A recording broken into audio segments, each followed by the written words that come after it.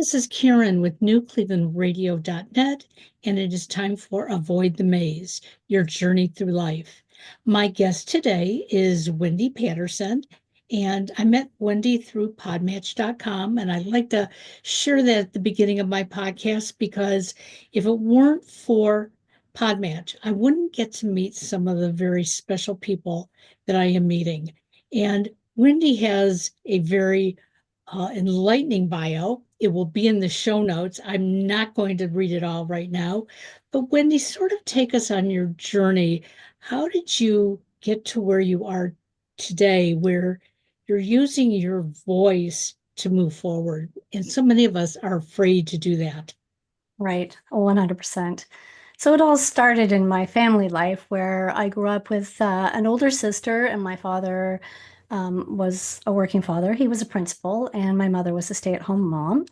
And throughout our lives, I knew there was more, there was a better way of communication as a child. As I grew up, I was dealing with emotions that I didn't even know what were emotions really at that time in my time. My parents didn't talk about their emotions. It was more of just a projection of how they felt, projection of it being everybody else, and the inability to look at themselves and say, "Hey, I'm feeling this because of this, and let's explore this." None of that. It was just more a projectile. Then when I went to college, well, in my earlier years, I really struggled with depression, anxiety, a lot because I had a lot of emotions, especially when you get into puberty and Yep. you had the opportunity to talk about them. However, it was not discussed in my family. It's like, you got an issue, just pull your big girl pants and pull your big girl pants up and keep going without Exactly. even looking at emotions or talking about our emotions or anything whatsoever, or even communicating. So later years, I get into college and I take child psychology.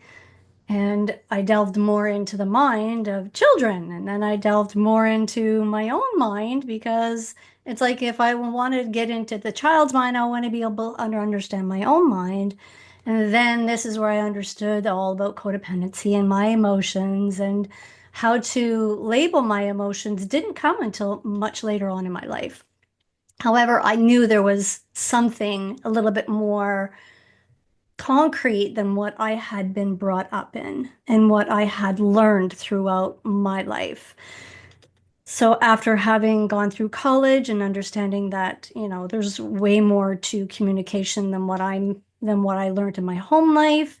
And then later on in life, I get married and I have my own kids. And then I start having even more emotions and not knowing what they are, or not knowing how to use them, or not able to label them. And here I am having kids. So even I recognized when my kids were younger, and they were in their single, like between 5 and 7, well, 5 and 7, let's put it at that, where I recognized, hey man, I can't even say how I feel. And imagine what I'm doing to my kids, just like I grew up in. And it's like, okay, it's got to cease right then and there. So then that's where I started really delving into the Reiki. I delved into meditation. I delved into neuro linguistic programming. I delved into hypnotherapy. I delved in more in my own emotional state throughout all of the trainings, as well as, having lost my mom in 2018. That was another trigger, a tremendous trigger where I literally went into a spiral down and I couldn't get myself off that vortex of keeping busy, busy, busy, busy, busy, so I didn't have to deal with the grief. However, it came out, and it came out at the most perfect time where I could really sit back and kind of go, wow, okay, let's deal with this now. So I therefore sat down and I dealt with it, and still now I can talk about my mother's death without having that welling grief come up and that sadness that I hadn't dealt with. So this is where I am today, and especially with the work that I have done for myself and on others, I recognize that there's a true path, especially in the years that I grew up. in the same, I'm meeting a lot of people who grew up with the same type of family life where they didn't talk about their emotions. It was never ever heard of. So what is an emotion? Imagine going through puberty and not even understanding how you bloody feel and label it. I just knew there was more, but I just kept pulling away because there was nobody there to help me talk about emotions. So I was always one to just pull back, cocoon until I felt better and then go back out in the world. Yet that's not the way to process. It's not the way to live. You know, I was brought up where emotions were okay. However, they were questioned. So, for instance, if I said I was sad about something, my parents would say, "What do you have to be sad about?" And they give me all these great things that were going on in my life, but they were missing the one thing that was like gnawing at me. And if I brought it up, it was like, "Oh, don't worry about that. You know, when you grow up, that won't be that important." Um, and so I too felt like I was being heard, but they weren't listening. And because they weren't listening, you know, I developed inappropriate ways of working with my emotions. Right. And in the beginning, it was like if things didn't work out for me, I just wanted to quit. Right. I won't do this anymore. I'll go on to something else. And the self esteem is terrible when you do that because it's not somebody else is telling you that you're a failure. You're telling yourself, I failed.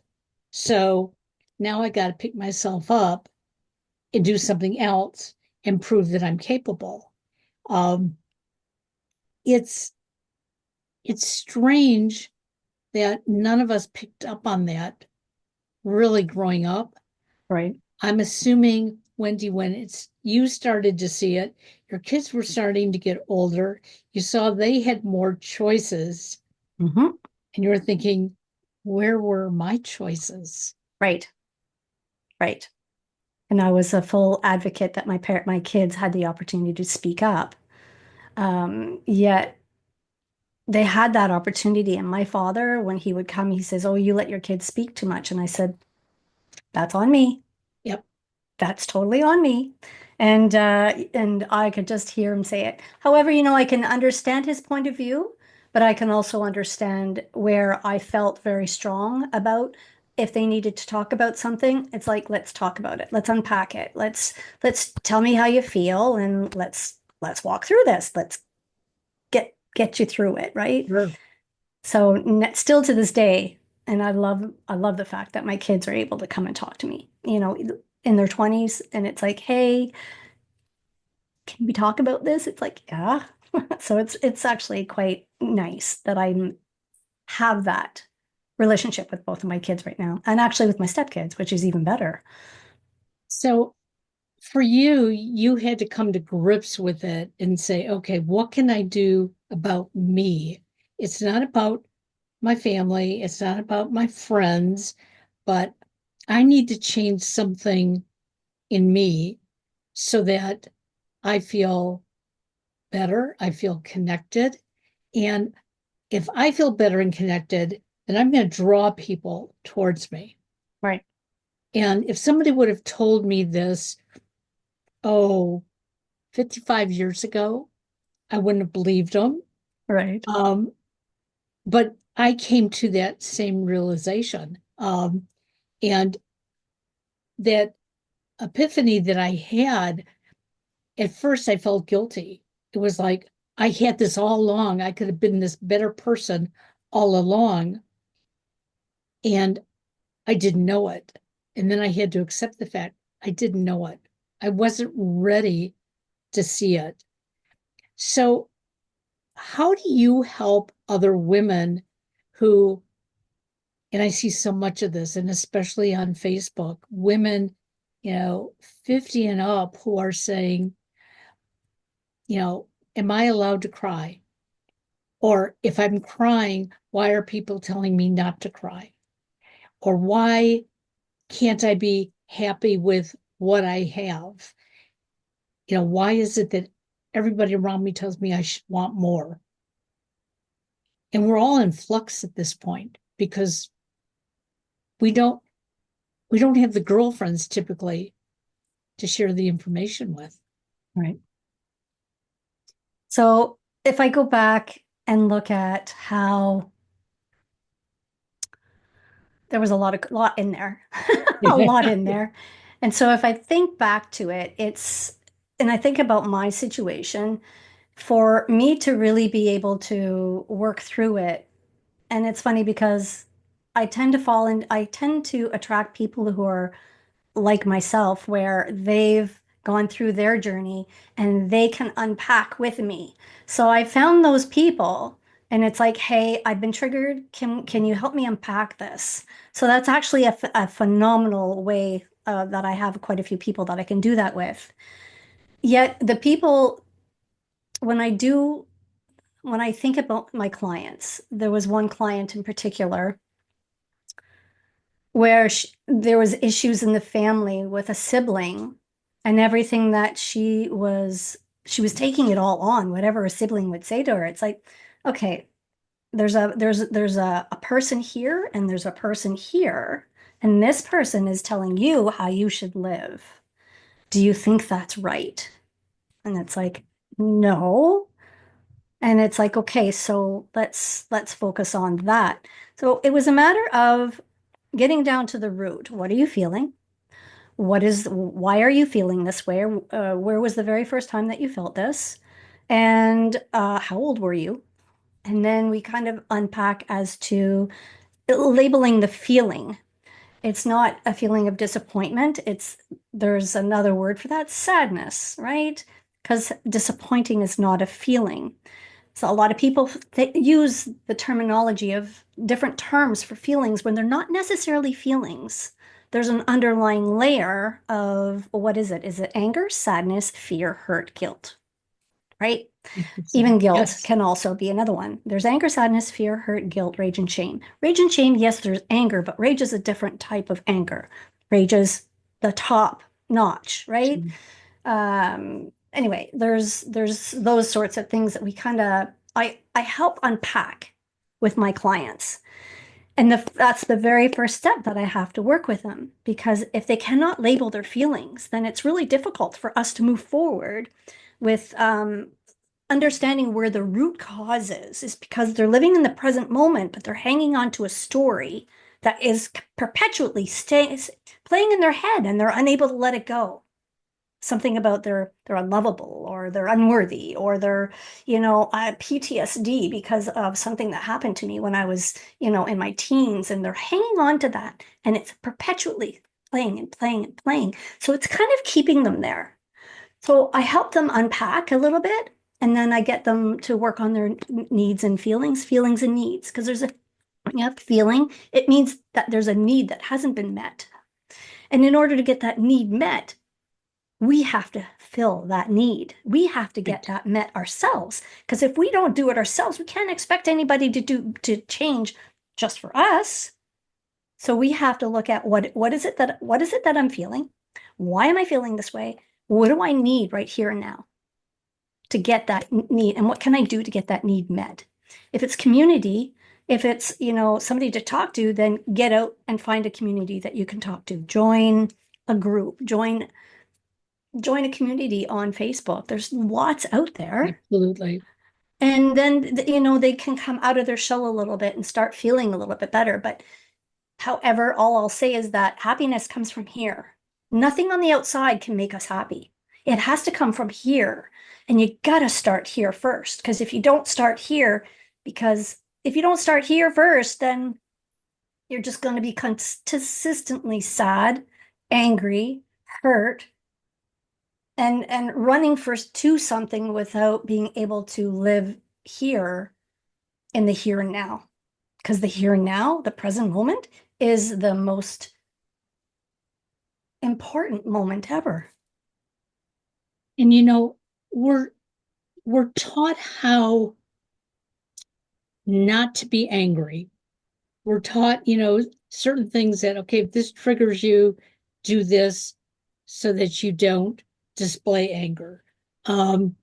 If you're sad about something, you compartmentalize it and you go do your sadness in the corner or whatever. But we're not told that little things can make us happy and that we can make our own self happy. As young children, we're doing it all the time. Okay. Right. Yeah. We get sad when somebody interrupts our happiness.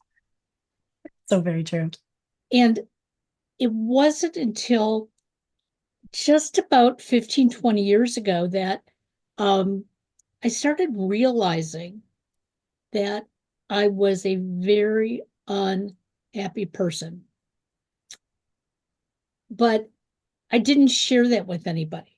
It was within me. So Mhm. if my husband went out and bought me flowers, I didn't know how to say thank you. I didn't know how to appreciate it because internally I wasn't happy. Externally, he saw that I was just fine. Right. And it was my youngest son who gave me the breakthrough. He was driving me home from work one day and he says, Mom, you're really depressed. And he suffers from depression. Mm. And I said, Oh, don't put your feelings on me. I mean, that Uh, was my first reaction. He goes, Yeah, Mom, that tells me you're really depressed. And I started crying. And he said, Okay, that's the first step. And I didn't understand it for a couple of weeks. And I finally sought help from a doctor. I went to a doctor and saying, I don't know what's wrong. I'm crying. My son says I'm depressed. I don't know if I am or not. And he said, oftentimes other people see it before we do. mhm. And when he started asking me questions, and one happened to be, what if your husband came home tonight and said, Honey, get all dressed up. We're going to go out for dinner. What would you say? And I looked at him and I said, No, don't want to go. He goes, Yeah, you're depressed. What are you hiding from? And it took that appointment for me to go home and say, Okay, now I need to get help for this. But until we either personally identify it or somebody on the outside sees it, um, we're going to walk around being miserable. And there are too many of Absolutely. us walking around this way right now. Yep, absolutely.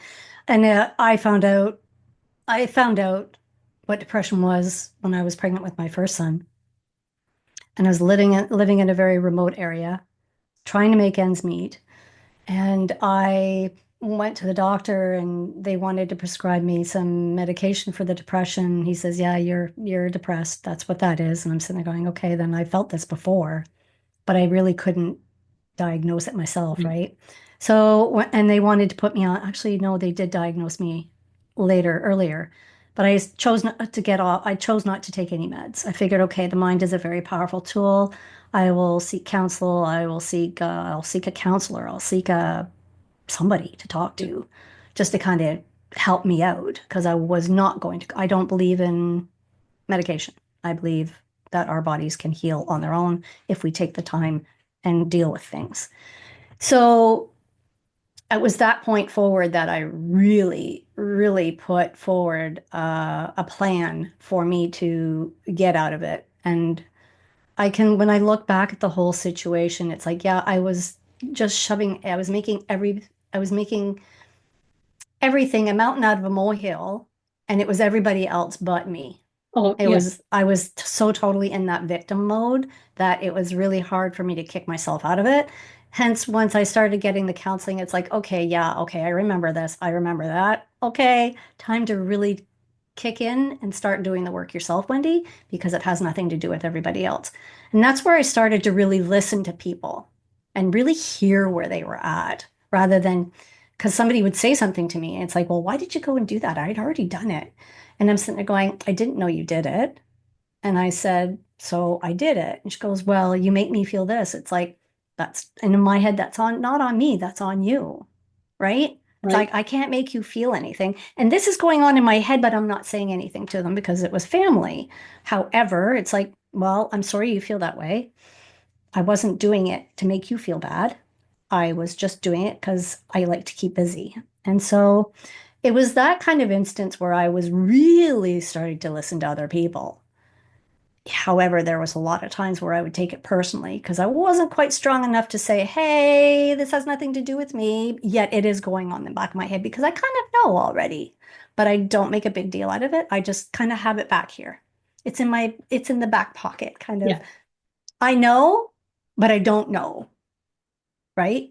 So this is where it all kind of really started to kick in, and I understood a little bit more. And I always knew about as a young age, I started looking at neuro linguistic programming for some odd reason. It kept popping up, everything that I was looking at. And to me, neuro linguistic programming is very, very similar to law of attraction, to just speaking, speaking things and making it kind of true, right? So it's just really amazing how things unfold and how we know what we know, yet we know what we know, yet we kind of dismiss it at times, which is kind of, I guess that might be the ego dismissing it rather than being in alignment with who we actually are. Well, I think none of us like to use the word, hey, I'm hearing voices. But in Mm, reality, we do hear those voices. We hear what mom and dad said to us when we were growing up, and our friends and our siblings, and what we said to ourselves. Okay. mm, And I can't tell you how many times, I'd get an assignment back and I didn't like the mark on it, and I'd say, boy, am I stupid. But if you say right. that long enough to yourself, Yep. you start to believe it, or at least you use that derogatory remark a lot. And I really started to believe I was not smart.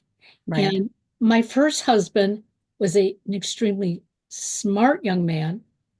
Um, and he made me, not on purpose, but the way he spoke, the way he did things, my reflection of that made me feel even dumber. And so when we went to get a divorce, it was like, well, of course we're getting divorced. Look at me. I'm not a smart person. I'm really a dummy. And I didn't know how to handle that. And I remember sharing it with my mother. And my mother said to me, well, stop saying that about yourself. And I said, but I don't know how. I was 29 years old. I had been saying this probably since grade school. And so for those listening, we hear those remarks in our head. We sometimes assume that the person across the way from us is saying it to us, even though they're talking to somebody else about something totally different. If we can understand that those thoughts are those voices and know that you can calm those thoughts, but you may need some help getting there.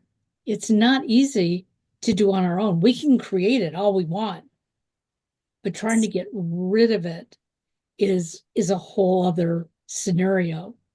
Yep. 100%. And what helped me in that is meditation. There's a type of meditation that is known throughout the whole world, and it's the silent meditation. And they have various communities throughout all of the whole world.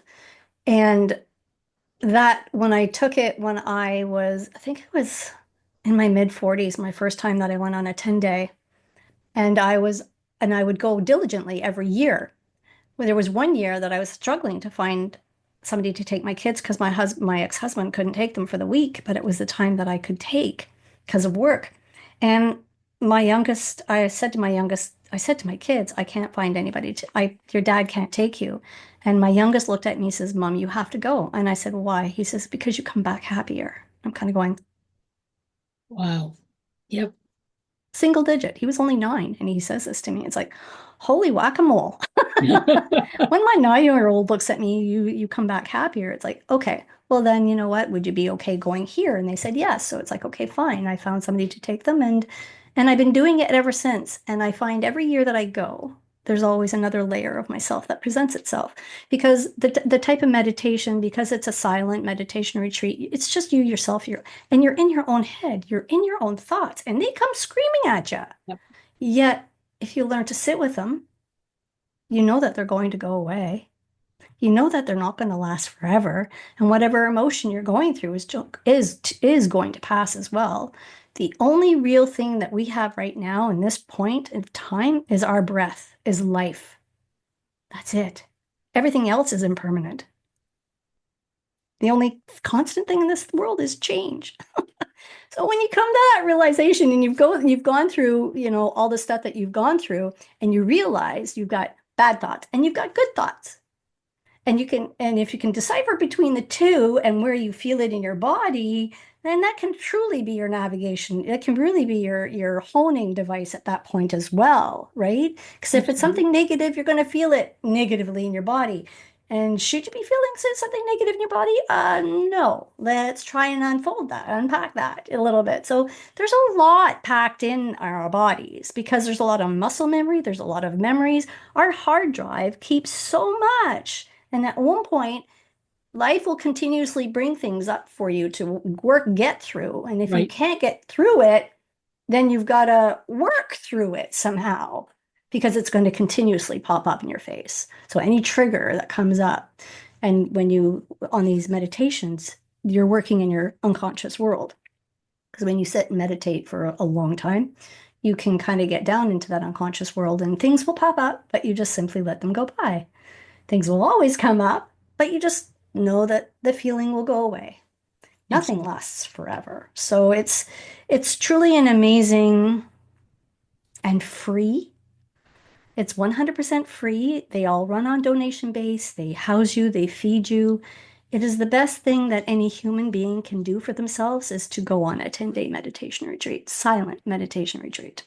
So one of the things you brought up is when these things come about, these thoughts, these feelings, these emotions, most of us don't stop and think about where in our body we're being affected. When I was 19 years old, I started suffering from migraines and suffered continuously. I still get them, but not like I used to. But I basically was living life with the migraine all day long, every day. Gosh. And I'd go from one doctor to another, and they would try medications and they tried biofeedback and they tried all these things. And nothing really worked. And, I was told before I had my first son, you know what? Oftentimes, pregnancy takes the migraine away. Well, my migraine was worse during pregnancy, Oh, and it didn't it didn't go away. And so, I still wanted to have my son. I didn't have him so that I could get rid of my migraines, but it was like, boy, that would be an extra benefit. But I didn't realize up until about 3 years ago, um, I was taking um, a boot camp program, and it was all about the energy in us that was killing us. And I took it because a friend of mine was running the boot camp, and I said, sure, I'll come. And for the first couple of weeks, the exercises, it was like, nah, maybe I'll do them, maybe I won't. But by the fourth week, it was like, wait a second, something's going on inside of me. I'm not having a migraine every day. I may have a gnawing headache, but I'm not reaching for medication. I'm not finding my eyes blurry. It was like, what is going on? And the further we got into the program, the more I realized the little things that I was learning, I was adapting to without even thinking about it. right.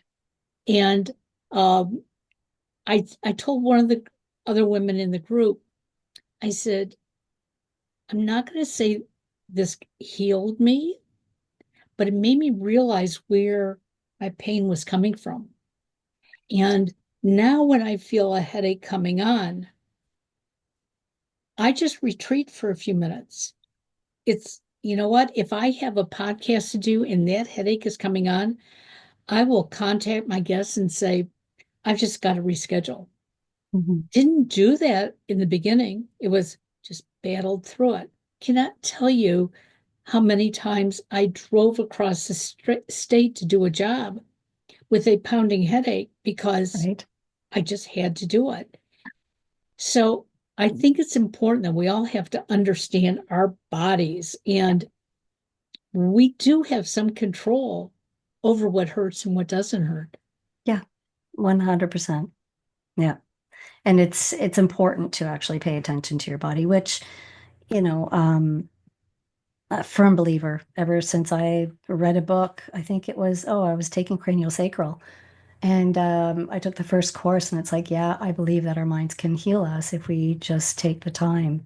And it to be in your body, to take that time to be in your body rather than keeping ourselves busy so that we don't need to pay attention to what truly we need to pay attention to.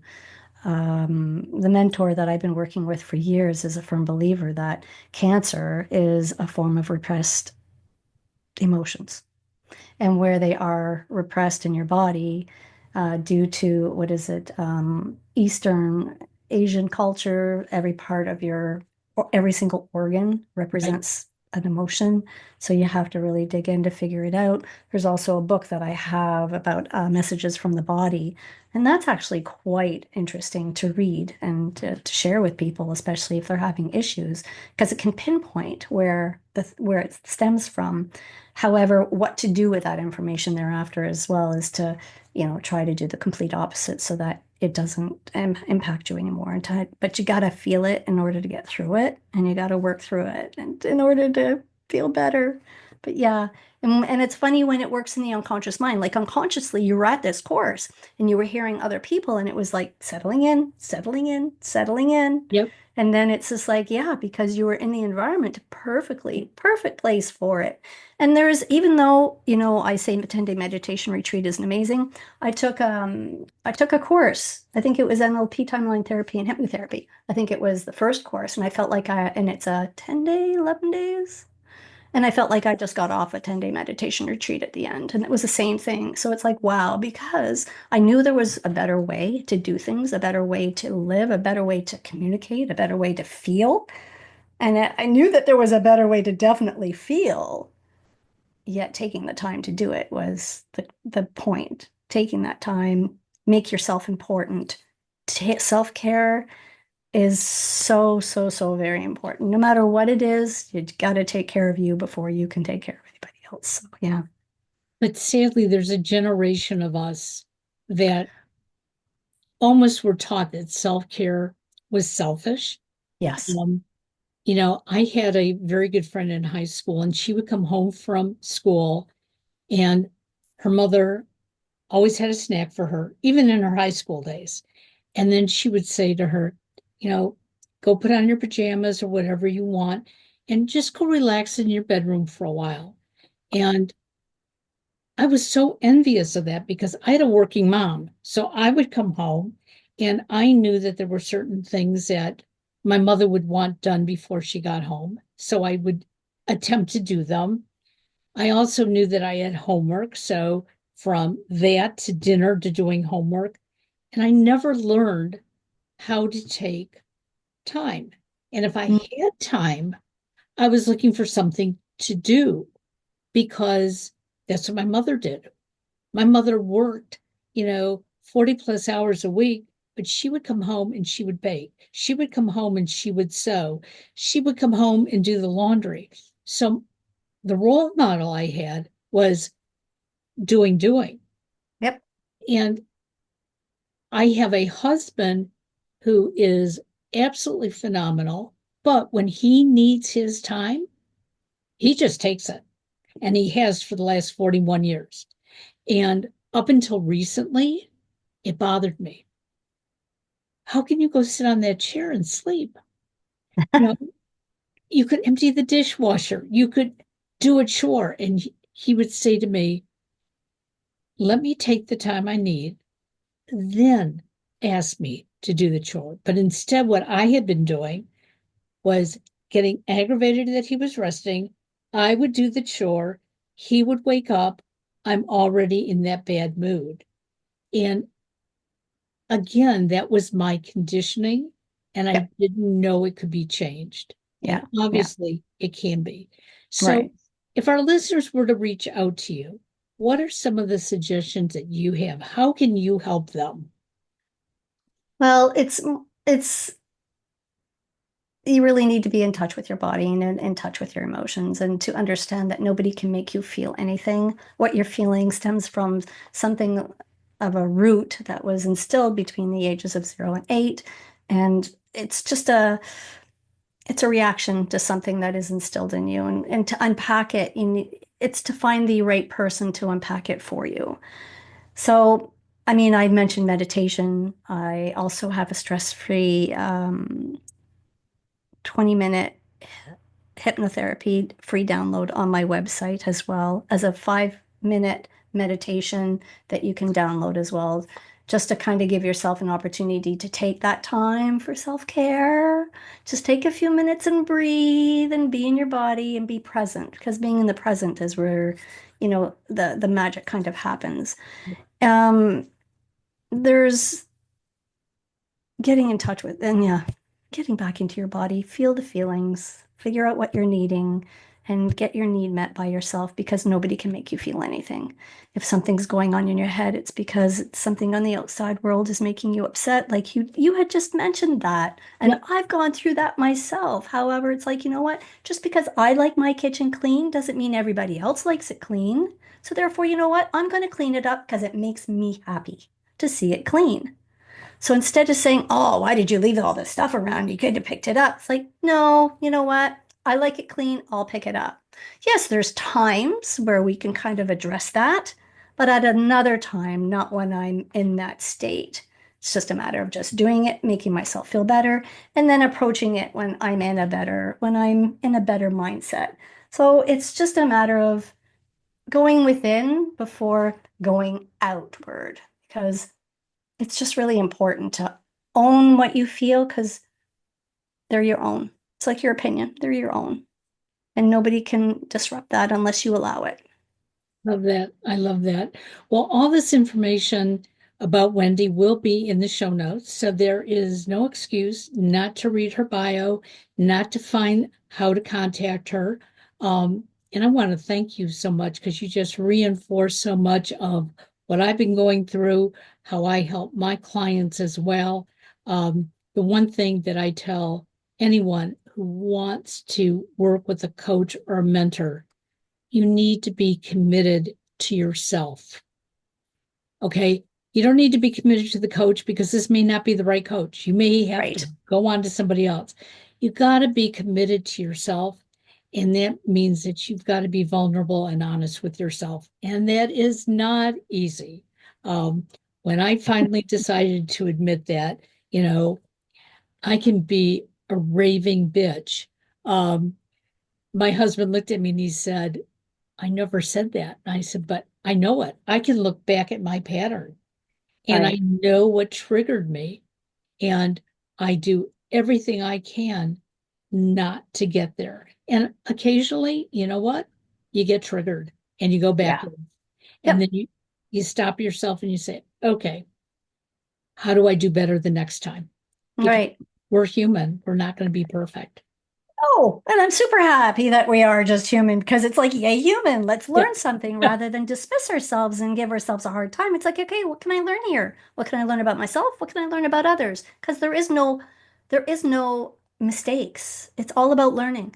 And if we Exactly. can reframe it that way rather than, yeah, okay, I am learning about myself here. I'm learning that that really makes me angry, but I know that it's coming from the outside, but why is it making me so freaking angry, right? So yeah, it's a learning experience. And when I heard that years ago, it's like, wow, that really makes it a real aha moment for me. It's like life is about learning. There is no right or wrong. Let's just learn moving forward I and love keep it. learning. Because then when we die, we learn no more, but we've learned That's as right. much as we could. So keep learning. I love it.